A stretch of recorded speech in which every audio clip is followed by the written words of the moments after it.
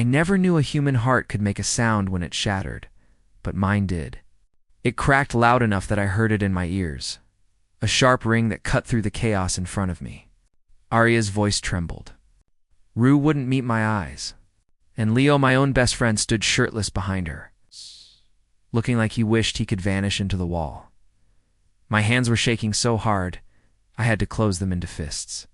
I had spent the last 3 months planning the perfect proposal, saving every extra dollar, imagining the life we'd build together. But Arya built something too, just not with me. With them, 2 men, both of them mine. My brother in loyalty, my brother in trust.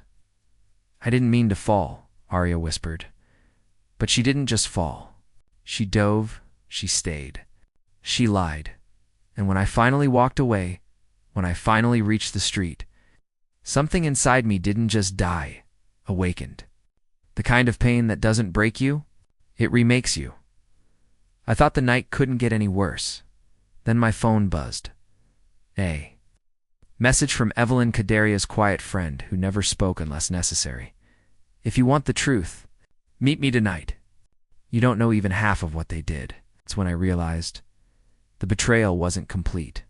Not yet. The moment I opened the door, my breath stopped. Clothes were scattered on the floor. The lights were low, and Arya's voice broke the air with a soft gasp. Adrian, wait, this isn't... I stared at her. Then at Rue, sitting on the edge of the bed. Then at Leo standing behind her, shirt half buttoned. My chest felt tight, like I couldn't breathe.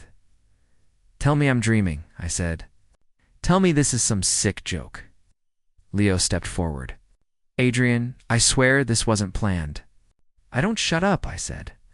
My voice didn't even shake. It terrified me how calm I sounded. Rue stood, guilt written all over his face. It's on me. I pushed it. I'm the one who you, or both of you? I asked. Or all 3. Arya reached for me. Please, don't say it like that. I made a mistake. I'm sorry. I'm so sorry. A mistake. I laughed without feeling. You had 2 chances to stop. And you didn't. Arya trembled. I wasn't thinking right. I was stressed. You were distant. I don't blame me, I said. Don't you dare put this on me. Leo's eyes watered. Adrian, I'm begging you, Jess. Hear us out. Hear you out. I stepped back. I think the room already told me everything. Arya moved closer. I didn't want to hurt you then. Why did you? She opened her mouth, but no sound came out. Just here's hers, not mine. Mine were frozen inside me, or why you lowered his head. Hit me if you want. I deserve it. I'm not touching either of you, I said. I'd feel dirty. Silence swallowed the room. My heartbeat felt like broken glass. I grabbed my keys. Arya tried to grab my arm. Adrian, please don't leave. Please just talk to me. Pulled away. I can't look at you right now, Rue said. We'll fix this. I swear we'll fix it. Can't fix a dead thing, I said. And whatever we had, it's dead. I walked out. I didn't slam the door. I didn't shout. I just left, because staying 1 more second would have killed something inside me forever. Arya's footsteps chased me down the hallway. Adrian, please, don't go like this. I kept moving. Her voice cracked, but I didn't turn back. I reached the street, cold night air hitting my face like a slap. My hands shook. Then I heard a quiet voice from the side alley. I was wondering when you'd come out. I turned. Evelyn Cade stood under a flickering streetlight, hoodie up, eyes dark and unreadable. She looked like she'd been waiting a long time. Evelyn, I asked, why are you here? She stepped closer. Because you needed someone who wasn't lying to you. I frowned. What does that mean? It means what you saw upstairs. Wasn't the whole story. Sharp pain twisted in my chest. Are you telling me there's more? Evelyn nodded slowly. Yes, and it's worse. I felt sick. How many secrets do I need to hear tonight? Enough to break you, she said softly. But better broken by truth than kept whole by lies.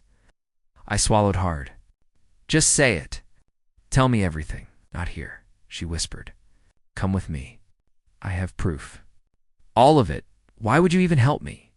I asked. Because someone should have, she said. And because you deserve to know who your fiancé really is? My heart throbbed, heavy and numb. Part of me wanted to run far away. Another part wanted to scream. But curiosity, painful, burning curiosity, pulled me forward. Fine, I said. Show me. Evelyn nodded once. I didn't trust her. I didn't trust anyone anymore, but I wanted the truth, even if it ruined what was left of me, so I followed her into the night. The cafe was dark, except for one dim lamp in the corner. Evelyn pushed the door open and nodded for me to follow. My steps felt heavy, like each one dragged a piece of my heart across the floor. This place stays open all night, she said. But no one comes at this hour. I sat across from her. Just tell me why I'm here. She pulled out her phone. Because you don't know the truth about Arya. My chest tightened. I know enough. No, she said quietly. You don't. I leaned back, trying to breathe. Then say it. Evelyn unlocked her screen and slid her phone toward me. Look. I hesitated, then pressed play on the first video. Arya's voice filled the silence, laughing, whispering, complaining. She said she was stressed, I muttered. She wasn't stressed, Evelyn said. She was hiding. I scrolled through the messages she showed me. Arya texting someone about needing excitement. About me being too stable. About wanting more than a boring future. A hand shook. She said that about me? Evelyn nodded. There's more. I don't want more, I said. But that was a lie. I needed it, even if it crushed me. She opened a screenshot. Arya writing to someone, he won't leave, even if I push him. That's why it's easy. My stomach dropped. Easy. I was easy to her. You cared, Evelyn said. That was your mistake. I looked up sharply. So you're blaming me? No, she said. I'm telling you, she took advantage of your kindness. I rubbed my forehead. Why didn't you tell me sooner? Because I thought you knew, she whispered. Or that she'd stop. Or that it wasn't my place. I stared at the table. It wasn't your place, but you're here now? Why? Because tonight, you finally saw who she is, Evelyn said. And you deserve to understand the whole thing. I exhaled shakily. How long has she been like this? Months, Evelyn said. She had a whole second life you never saw. I clenched my jaw. With Rue and Leo. Not just them, she added. My head snapped up. What? I'll show you that later, she said. For now, there's something you need to hear. She pulled up an audio file. My heart dropped before she even hit play. Arya's voice again, cold. Once Adrian pays off the last debt, I'll tell him we need space, she said. He's too attached. It'll be messy, but I'll be free. I froze. Evelyn paused the audio. I didn't want you to hear it like this. She planned to leave me, I whispered. After everything I did for her? Evelyn lowered her eyes. She used you. She used your loyalty. She used your love. A burning heat spread through my chest. I feel stupid. You're not stupid, Evelyn said. You were in love. It's worse, I said. My voice cracked. I trusted her. I know, she said softly. But you needed the truth. I didn't answer. Rage and humiliation twisted inside me until I almost couldn't sit still. Evelyn leaned forward. Adrian, you deserve better than pain that pretends to be love. I swallowed hard. I need answers. You want to go back to her? She asked. Not to forgive her, I said. To hear it from her mouth? To make her say it? Evelyn watched me carefully. Are you sure you're ready for that? I'm done being the man who begs, I said. She broke me. Now she can face me. Evelyn nodded slowly. Then I'll help you. But you need to stay calm. I'm calm, I said. But I wasn't. Something inside me was waking up dark, sharp, angry. Evelyn stood. Whenever you're ready. We'll start with the next truth. I looked at the door, at the night outside, at the world that suddenly felt different. I'm ready now, I said. I want everything. And for the first time, the anger didn't scare me. It felt like strength. Arya opened the door before I even knocked. Her eyes were swollen, her hair messy, her hands shaking like she had been crying for hours. "Adrian, please come in," she whispered. I stepped inside, but I didn't sit. I didn't touch anything. I didn't touch her. She reached for me. "I'm so sorry. I'm sorry for everything. I was stupid. I was weak." "Stop," I said softly. The word froze her. I met her eyes. "Sit down. We're going to talk." She obeyed instantly, like she was afraid I'd vanish if she moved wrong. I stood in front of her, calm in a way that felt unnatural. "How long, Arya?" Her lip trembled. I don't know exactly, don't lie," I said. Her breath hitched. "Months. It's been months." "Rue and Leo," I said. "Both of them," she nodded, tears pouring down her cheeks. "Yes, but it wasn't supposed to, Adrian. I didn't plan it. I was lonely. You were busy. I felt like you didn't see me anymore." I stared at her. "So your solution was that?" "I'm not trying to justify it," she cried. I was confused. I didn't know who I was. "I thought I needed attention." "I thought you thought I wouldn't find out," I finished. She covered her face with her hands. "I never wanted to hurt you. You hurt me anyway." "I know," she whispered. I pulled out a chair and sat across from her. "Did it happen separately or together?" She sobbed harder. "Sometimes separately, sometimes not." "I'm sorry, Adrian. I'm so sorry." The pain shot through my chest like someone squeezing my heart with cold fingers. But I didn't move. I didn't yell. I didn't cry. "Why?" I asked, not excuses, not loneliness. Why them? Why for months? She looked up, helpless. "Because they made me feel wanted. Because they chased me. Because I felt powerful. And with you, I felt safe." But safe became boring. I didn't realize what I was losing. I nodded slowly. "So I was home, and they were entertainment." No, that's not what I meant." "Then tell me what you meant." She shook her head violently. "I was wrong. I was stupid. I didn't think about the consequences. I didn't think you'd ever walk in on." I cut her off. "Arya, you didn't think about me. At all." She slid off the couch and dropped to her knees in front of me. "Please don't leave me, Adrian. Don't throw everything away. I can change. I can fix this. I'll do anything. Just don't go. Please don't go." I looked down at her. My fiancé, someone I once imagined a future with, begging at my feet. It didn't make me feel powerful. It made me feel dead inside. "You don't get to cry to me," I said. "Not after what you did." Her hands gripped my pants. "I love you. I swear I do. I was lost. I was scared. I made horrible choices. But I love you.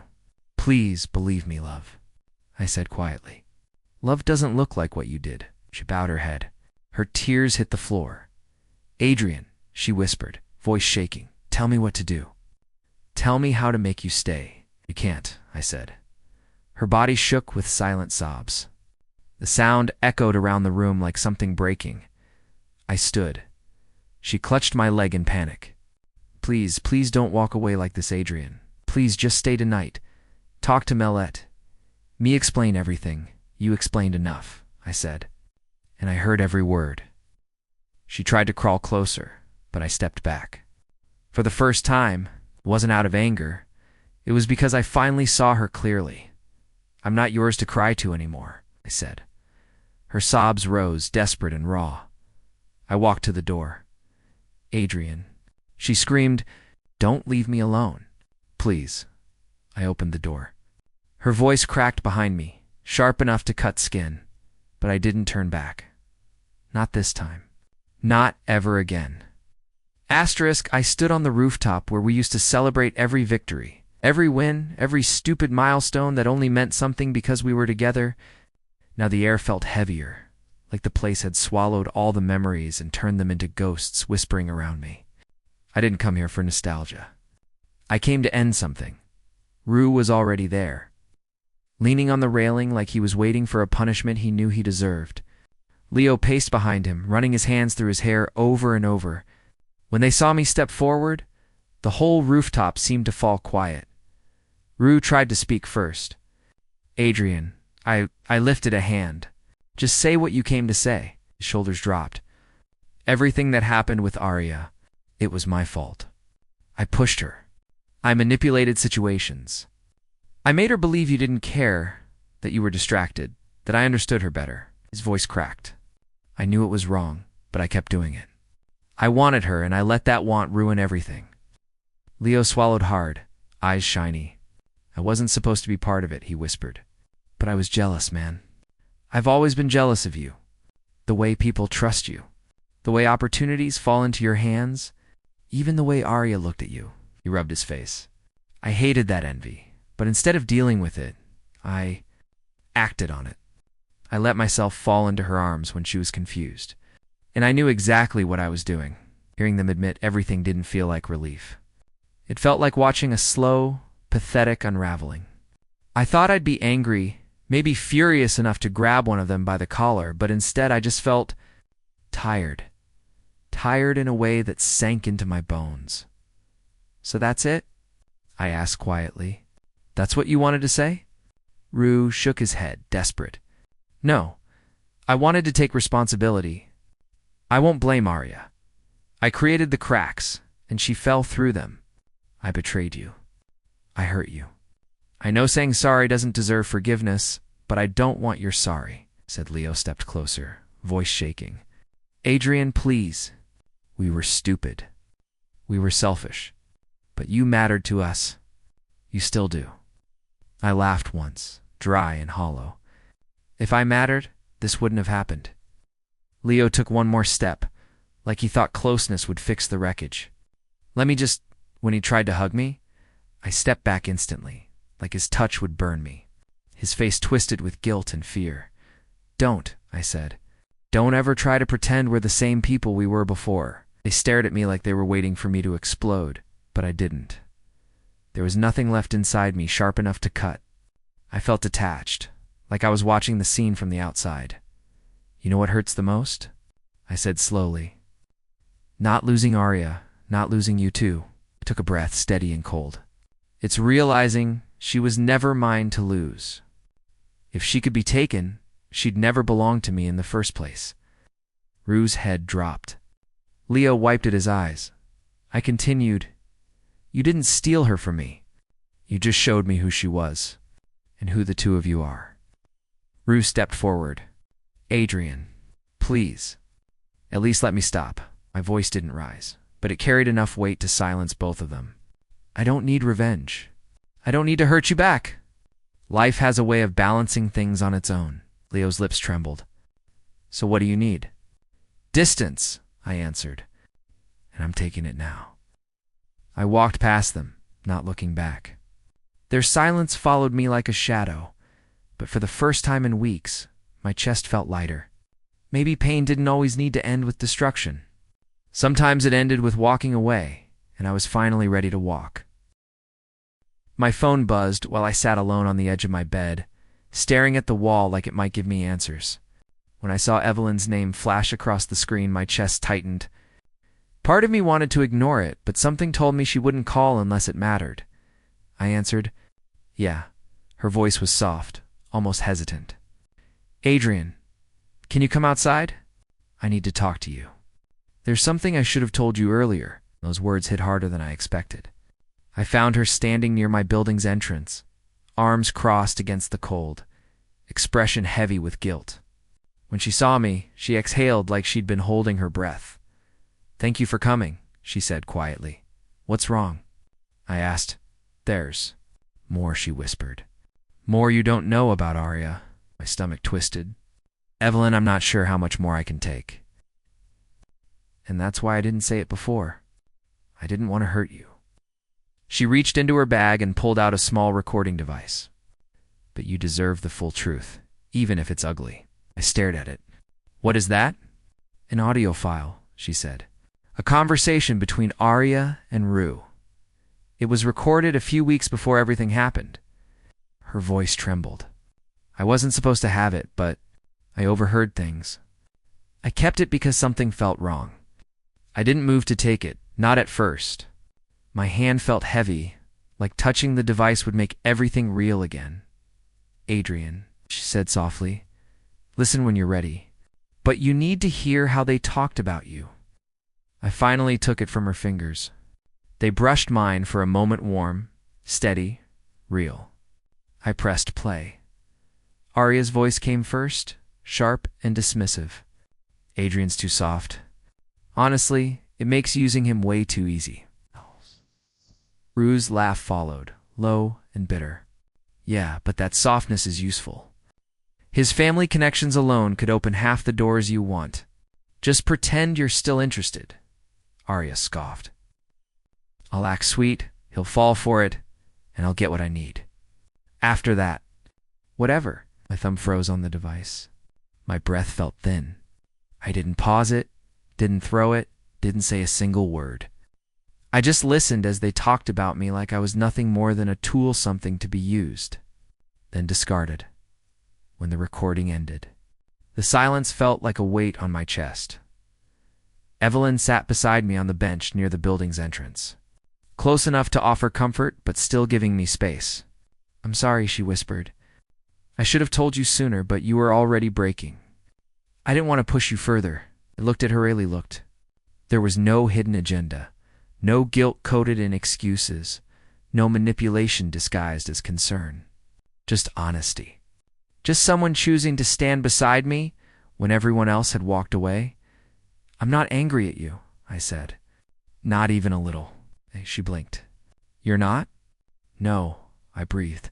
I think I'm just tired of lies. And you're the only one who hasn't fed me any. Her shoulders relaxed, relief softening her face. I didn't want you to think I was like them. You're not, I said immediately. And it felt true. For the first time since everything fell apart, my chest loosened. The betrayal didn't burn like before. It settled into something quieter. Something I could finally look at without breaking. Evelyn touched my arm gently. Adrian, you deserve someone who sees you, not someone who uses you. Her words reached a part of me I thought was numb. I let out a slow breath. Long and steady, like my lungs were relearning how to work. I think, I said softly, I'm finally starting to believe that. Sitting there beside her, with the truth finally uncovered, I felt myself beginning to breathe again. Evelyn asked me to meet her in a quiet park near the river. I expected another truth, another blow to the ribs, but when I reached the bench, she wasn't alone. A woman sat beside her, soft features, dark hair tied loosely, eyes that carried the kind of calm people only gained after surviving something that nearly broke them. Adrian, Evelyn said gently, this is Mira. She's someone who might understand what you're going through. Mira stood and bowed her head slightly. It's good to meet you. Evelyn told me you've had a hard few weeks. I'm sorry. Her voice wasn't pitying. It was steady, warm, honest. That alone made me exhale. We don't have to talk about anything heavy, she continued. We can just walk. Sometimes silence helps. We started moving along the river path. The night breeze was cool, and for once it didn't sting. Mira walked beside me with an ease I hadn't felt around anyone since before the betrayal. After a few minutes, she glanced at me. Heartbreak doesn't make you weak. I let out a short breath. It feels like it does. It feels like you're bleeding out, she said softly. But it only hurts that much because you loved deeply. People who don't care feel nothing. Her words slipped right into the cracks I'd been trying to hide. I swallowed. Evelyn told you everything? Only what you allowed her to share, Mira replied. I don't want to know details unless you choose to tell me. That respects something. Aria never gave me hit hard. Evelyn walked a few steps. Behind us with her arms crossed and a faint smile on her face, she wasn't trying to insert herself. She was letting something natural happen. Mira slowed until we were sitting at the edge of a small wooden pier overlooking the water. The lights reflected like broken stars. I know that look, she said quietly. The way you're holding yourself together, even though it feels like your own memories betrayed you. I turned to her. Yeah, that sounds about right. She folded her hands in her lap. I loved someone once. Trusted him more than anything. And then one day I learned he'd been with someone else the entire time. Someone close to me, too. My chest tightened. How did you get through it? I didn't, she said honestly. Not at first. I pretended I was fine until I wasn't. Then one morning, I realized something. Pain changes us, but we get to choose what it turns us into. I stared at her, the words sinking deeper than I expected. And what did you choose? To be someone who doesn't let betrayal define her, she said with a small smile, and someone who refuses to blame herself for another person's choices. I let my shoulders relax. I don't know what I'm choosing yet. It's okay, Mira said. Healing isn't a race. But you're here, talking, breathing. That already counts. Evelyn sat on a nearby rock and watched us quietly. Her smile wasn't forced. It was hopeful. For the first time, I understood she wasn't trying to push me somewhere. I was moving on my own. Adrian, Mira said softly, you're not alone, even if it feels like you are. You still have people who see you. I looked at her, then at Evelyn, standing under the dim glow of a street lamp. Two people who didn't owe me anything, yet chose to stay. Thank you, I said, my voice low. Both of you. Mira tilted her head slightly. Just remember this. You can rebuild yourself, piece by piece. And one day, you'll be stronger than you ever thought you could be. Her words didn't fix the pain, but they eased it. For the first time since everything went silent, I felt something shift inside me, something small but real, hope. And as the night settled around us, Mira whispered the sentence that stayed with me long after we left the river. Pain changes us. But we choose what it turns us into. The news reached me before the sun even rose. I was sitting at the small table in my apartment, a cup of coffee going cold in my hands. When Evelyn walked in with her phone in hand and a strange look on her face, Adrian, you should see this. I took the phone. At first I didn't understand what I was looking at. Then the headline clicked into place. Rutakahara suspended after internal scandal investigation. I blinked slowly. It had nothing to do with me, nothing to do with Arya or what happened that night. Life simply caught up to him on its own. Evelyn sat across from me, searching my face. You okay? I don't feel anything, I said quietly. Not anger. Not satisfaction. Just nothing. And that was the part that surprised me. Later that afternoon, Mira joined us at a quiet park. She always carried a gentle energy, like she could soften the air around her just by breathing. When she saw me, she smiled, not too wide, not too bright, just soft enough to let me know she cared. I heard about Rue, she said as we walked. How do you feel? Detached, I replied, like it's happening in another world. Mira nodded thoughtfully. That's what healing feels like sometimes. Not a burst of joy, just distance. We sat on a bench near the fountain. I let the calm water settle something inside me. It didn't erase the hurt, but it made room for peace. Then Evelyn pointed to her phone again. There's more. Leo's face appeared on the screen this time. He looked pale, messy, desperate. Local model leaves Leo Hartman after discovering his pattern of affairs. I let out a slow breath. Karma really doesn't need help, does it? Evelyn smiled sadly. You didn't have to lift a finger. Myra rested her hand lightly on my arm. Life has a way of teaching people what they refuse to learn. Her touch wasn't romantic. It was grounding, steady like she understood every unnamed ache inside me. I thought that was enough for one day, but fate wasn't done. As we walked back toward the street, I saw Arya standing at the gate. She looked ruined. Her hair was a mess, her eyes were red, her shoulders trembling like she didn't know how to hold herself together anymore. When she saw me, she burst into tears. Adrian, please talk to me. Myra and Evelyn stayed behind me, silent pillars I didn't have to ask for. Arya reached for my hand, but I stepped back. Not harshly, just firmly. I'm not here for another apology, I said. She shook her head violently. I'm not apologizing. I'm Rakeen, Adrian.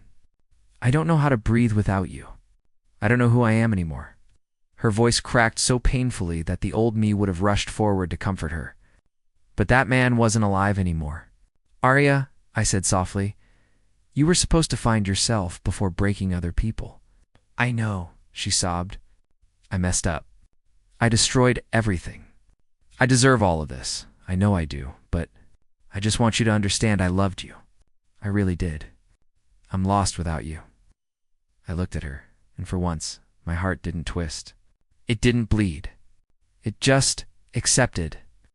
Then maybe, I told her, this is where you learn. Her face crumpled. She covered her mouth, nodding through tears.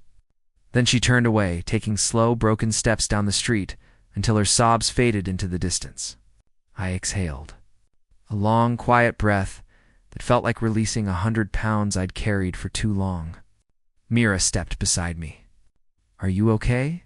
I think I said, feeling my chest finally expand.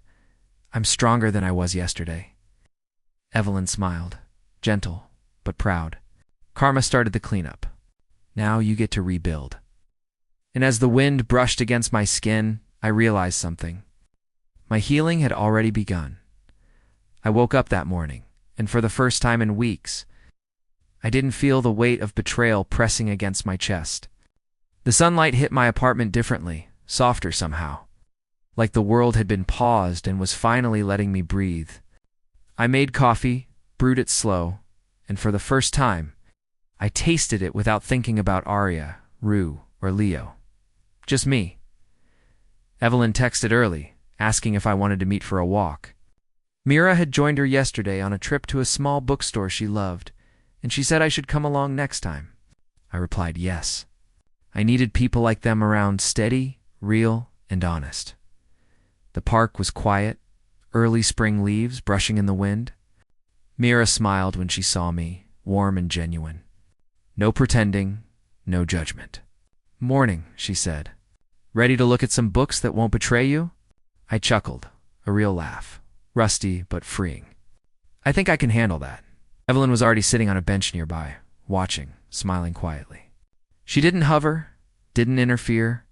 She just existed in the space that made me feel safe again.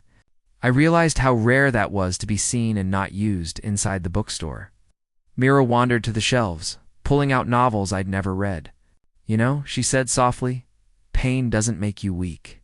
It proves you love deeply and surviving it. That's strength. Her words sank in. I hadn't thought about myself that way in months. I had been thinking of betrayal, of anger, of mistakes. I hadn't considered survival as power.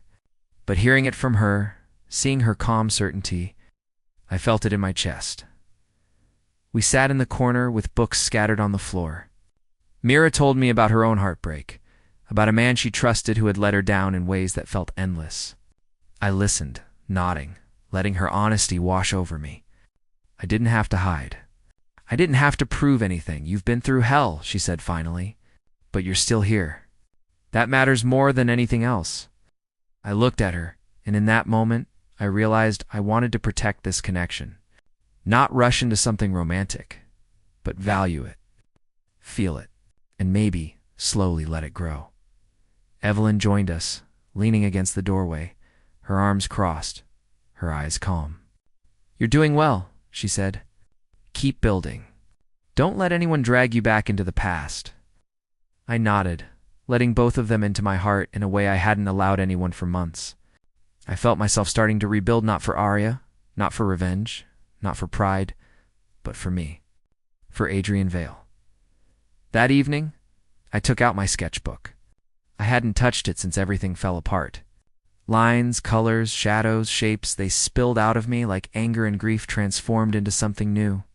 Mira's advice lingered in my mind. Survival is strength. I was beginning to understand what that really meant. By nightfall, I felt lighter. I laughed with Evelyn at something small, ridiculous, and meaningless. I smiled at Myra over the pages of a book, feeling warmth in my chest. I hadn't realized how long it had been since I'd trusted someone fully, and as I lay in bed that night, I thought about everything that had happened, the betrayal, the heartbreak, the lies, the loss. It didn't feel like those things had broken me. They had reshaped me. They had stripped me down to the version of myself I was always meant to become. Pain had been my teacher. Heartbreak had been my guide. And now, For the first time, I saw the man I was becoming, stronger, clearer, ready to live, ready to love, and ready to choose himself above all else. I closed my eyes and whispered into the darkness, "This is just the beginning." And I meant it.